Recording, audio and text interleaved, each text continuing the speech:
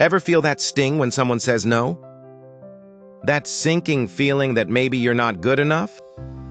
You're not alone. We've all been there, whether it's a client passing on your proposal, a job application that goes nowhere, or even a simple idea that gets shot down. That feeling can be paralyzing. It makes us want to play it safe, to avoid putting ourselves out there again. But here's the truth most people miss. Success isn't measured by how many yeses you get. It's measured by your capacity to handle the no's. Every single massively successful person you admire has a resume filled with rejection. The difference is they learn to see no not as a personal judgment, but as data. And today, I'm going to give you a systematic framework to do exactly that. To detach from the emotional hit and start collecting valuable information from every rejection you face. So why does rejection hurt so much? It's because we've bought into a lie. The lie is that a no is a verdict on our worth, our intelligence, or our capability. We instantly personalize it. We hear, "I'm not interested in your service," and our brain translates it to, "I'm not interested in you." It's an automatic emotional response that's completely disconnected from the reality of the situation. The reality is almost always a mismatch problem. They're not rejecting you. They're rejecting the offer, the timing, or the specific solution you presented. Think about it this way. If you walk into a car dealership and the salesperson shows you a minivan, but you're looking for a sports car, you're going to say no. Does that mean the salesperson is a bad person? Of course not. It means the product wasn't the right fit for your current need. That's it. But when we personalize rejection, it creates a huge hidden cost. It kills our momentum and destroys our consistency. One no can derail us for days.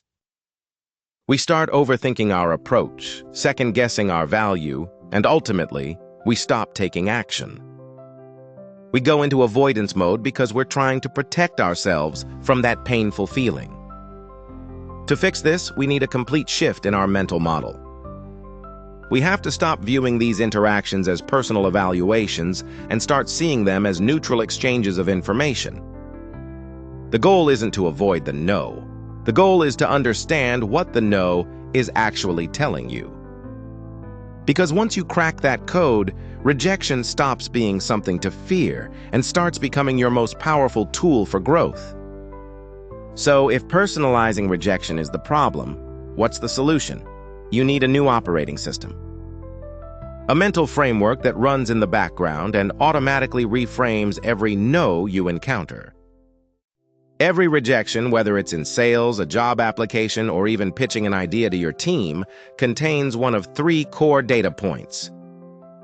Your job is to identify which one you've hit, because each one requires a completely different response. The first data point is a mismatched solution. This is the most common one. It simply means the product or service you're offering isn't the right fit for their current problem. It's the minivan versus sports car scenario. They might need something more advanced, something simpler, or something entirely different. The no here isn't a rejection of quality, it's a rejection of relevance. How do you identify this? Listen for phrases like, "It's not quite what we're looking for," or "We need something that does X instead."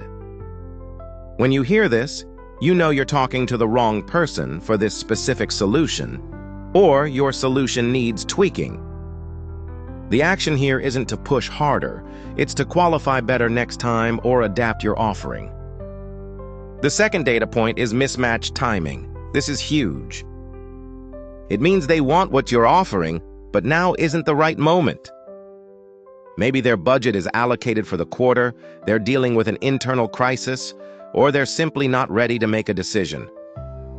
This no often sounds like, "Can you check back in a few months?" or "We love it, but it's just not a priority right now."